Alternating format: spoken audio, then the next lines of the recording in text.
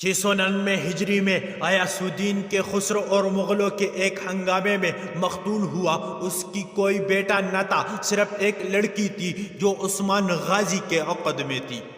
لہٰذا اراکین سلطنت نے متفقہ طور پر عثمان غازی کو قونیہ کی تخت سلطنت پر بٹھا کر اپنا بادشاہ تسلیم کیا۔ اسی طرح اسرائیل بن سلجوق کی اولاد نے جو سلطنت 1470 ہجری میں قائم کی تھی وہ 699 ہجری میں ختم ہو کر اس کی جگہ سلطنت عثمانیہ قائم ہوئی، جو ہمارے اس زمانے تک قائم رہی۔ اسرائیل بن سلجوق وہی شخص تھا جس کو سلطان محمود غزنوی کے حکم سے 7 برس تک ہندوستان کی قلعہ قالنجر میں قید رہنا پڑا تھا۔ عثمان غازی کی تخت نشینی کے وقت سلطنت قونیہ کی بہت ہی کمزور حالت تھی اور رومیو مغلوں کے حملوں سے اس ضعیف تر اور برائے نام سلطنت کا مٹ جانا یقینی تھا۔ لیکن عثمان غازی کی تخت نشینی ہوتے ہی اس تن بے جان میں جان پڑنے شروع ہوئی، جس کا سب سے بڑا راز یہ تھا کہ عثمان غازی کے ساتھی اور اراکین سلطنت اور فوج کے سپاہی اور رعایا سب عثمان غازی کے حسن سلوک سے خوش اور اس کو محبوب رکھتے تھے۔ عثمان غازی میں ایک طرف دینداری اور دوسری طرف شجاعت بدرجہ کمال موجود تھی۔ عثمان غازی نے سب سے پہلے رومیوں سے شہر قراحصار فتح کر کے اپنا دار سلطنت بنایا، اور اس نئے سلطنت کا نیا دار سلطنت تجویز ہونا بھی بہت ہی مبارک اور میمون ثابت ہوا۔ عثمان غازی کو اپنے تخت نشینی کے بعد ہی حاسدوں اور قیبیوں کی عداوتوں اور سازشوں کا بھی مقابلہ کرنا پڑا تھا، جن پر وہ انجام کار غالب آیا اور سب کو طاقت کے ذریعے خاموش کر دیا۔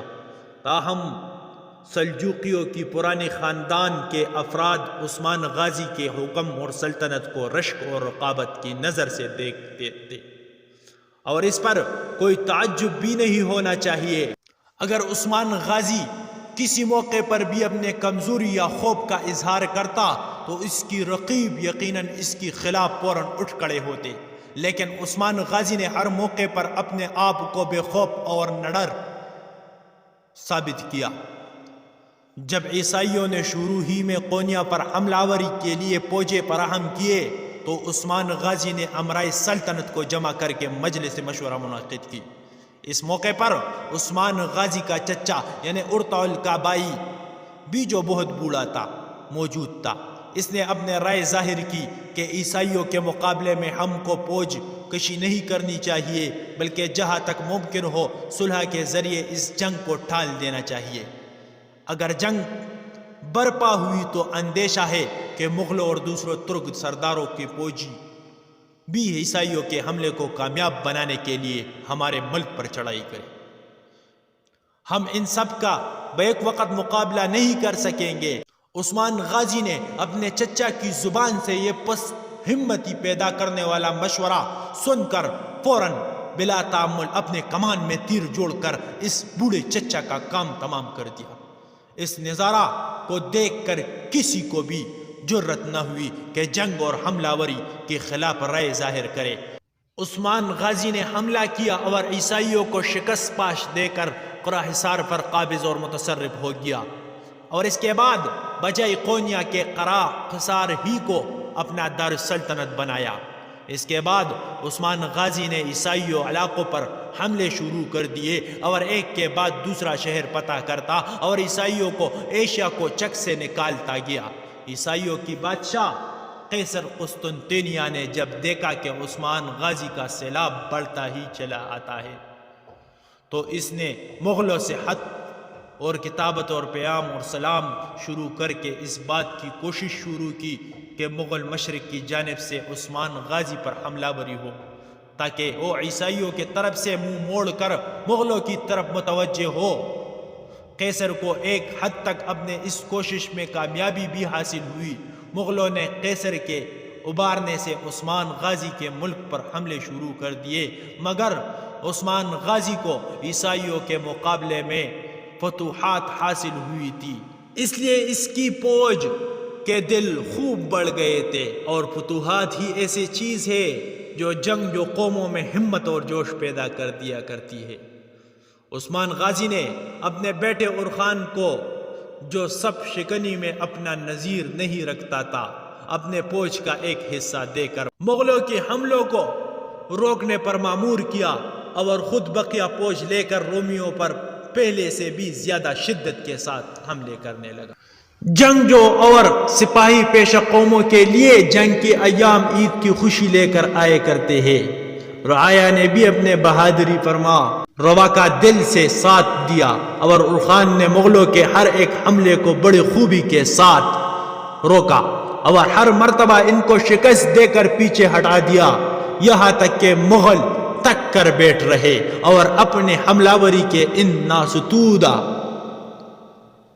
اس ناستودہ سلسلہ کو ترک کر دیا۔ عرخان اس طرف کا انتظار کر کے باپ سے جا ملا۔ دونوں باپ بیٹوں نے عیسائیوں کو مارا کر پیچھے ہٹانا اور بگانا شروع کر دیا۔ عثمان غازی ایشیا کوچک کو پتہ کرتا ہوا شمال میں بحر اسود کی ساحل تک پہنچ گیا۔ ادھر عرخان نے عیسائیوں کو مغرب کی طرف بگاتے ہوئے بورسا کو پتہ کر لیا۔ بورسا قیصر روم کا ایک زبردست شہر ایشیا کوچک کے مغربی ساحل کے قریب تھا۔ اس شہر کو جب عرخان نے پتہ کیا ہے تو عثمان غازی ساحل بر اسود تک پہنچ کر قلعہ حصار میں سالمن غانمن واپس آ گیا۔ اتفاق سے بیمار تھا۔ بورسا کی پتہ کا حال سن کر عثمان غازی نے فوراً بورسا کا قصد کیا اور اپنے سرداروں کو حکم دیا کہ اگر میں بورسا پہنچنے سے پہلے راستے ہی میں فوت ہو جاؤں تو تم میرے لاش کو بورسا لے جا کر دفن کرنا اور وہاں میرا مقبرہ بنانا، اور آئندہ میرے بیٹے عرخان کو بورسا ہی میں رکھنا اور اسی شہر کو دار سلطنت بنانا چاہیے۔ عثمان غازی بورسا پہنچ کر کئی روز کے بعد فوت ہوا، اور اسی شہر میں اس کی وصیت موافق اس کا مقبرہ بنایا گیا۔ یہ واقعہ 727 ہجری کا ہے۔ عثمان غازی نے مرتے وقت اپنے بیٹے عرخان کو وصیت کی کہ مجھ کو اپنے مرنے کا کوئی غم اس لیے نہیں ہے کہ تجھ جیسا لائق بیٹا میرا جان نشین ہوگا۔ تجھ کو چاہیے کہ دینداری، نیک رحم والی اور عدل کو کبھی ترک نہ کرے، رعیت کی حفاظت کرنا اور حکام شروع کو رواج دینا تیرا سب سے ضروری اور مقدم کام ہے۔ آخر میں اس نے بیٹے کو تاکید کی بورسا ہی کو اپنا دار سلطنت بنایا جائے۔ اس وصیت سے بھی عثمان غازی کی مال اندیشی کا بہت بڑا ثبوت ملتا ہے۔ وہ جانتا تھا کہ قونیا میں ایسے افراد موجود ہیں جو کسی نہ کسی وقت میرے خاندان ان کے بیخ کنی پر آمادہ ہو سکتی ہے۔ ادھر اس کو معلوم تھا کہ مغلوں کو مسلمانوں سے محض اسلام کی وجہ سے کوئی دشمنی نہیں ہے، اور وہ خود اسلام قبول کرتے جاتے ہیں۔ اگر دارالسلطنت قونیا رہا تو خواہ مخواہ معلو اور دوسروں سرداروں کے ساتھ جھگڑے برپا رہے گے۔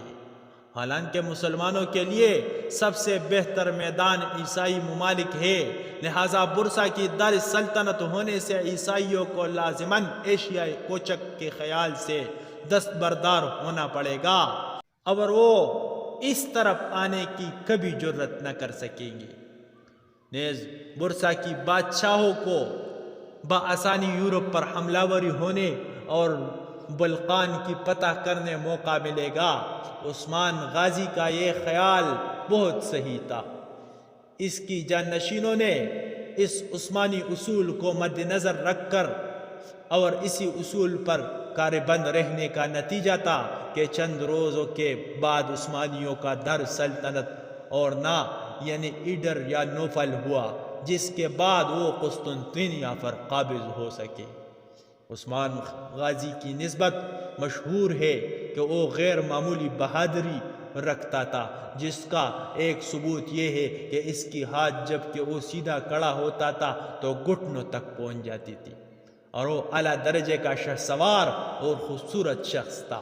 اس کی قوت فیصلہ بہت زبردست تھی اور پیچیدہ اور اہم امور کی متعلق فوراً ایک رائے قائم کر لیتا تھا، اور وہی رائے درست اور صائب ہوتی تھی۔ وہ ذہین اور ذکی تھا، رحم دلی اور فیاضی کی صفات میں بھی وہ خاص طور پر بلند مرتبہ رکھتا تھا۔ قونیا کی سلجوقی بادشاہوں کی جھنڈوں پر ہلال کی شکل بنی ہوئی ہوتی تھی۔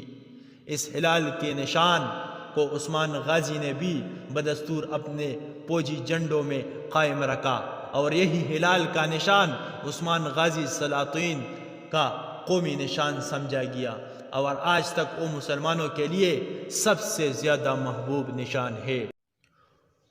عثمان غازی 69 سال اور چند مہینوں کی عمر میں 27 سال کی حکومت کے بعد فوت ہوا۔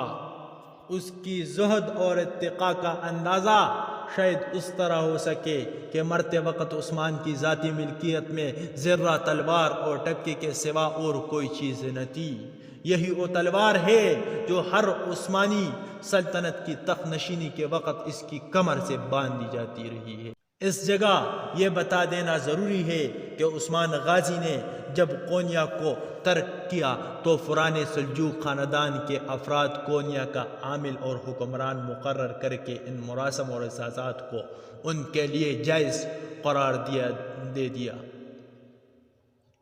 جو سلجوق سلاطین کے لیے مختص تھی۔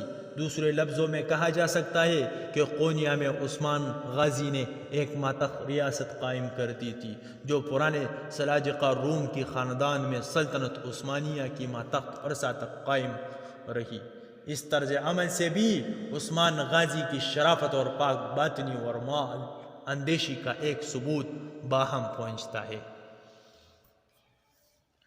حضرات، اگر آپ نے ہمارے چینل کو سبسکرائب نہیں کیا تو ہمارے چینل کو سبسکرائب کریں اور ساتھ میں گھنٹی کا بٹن بھی دبائیے تاکہ ہمارے نئی ویڈیو آپ لوگوں کو بر وقت پہنچے۔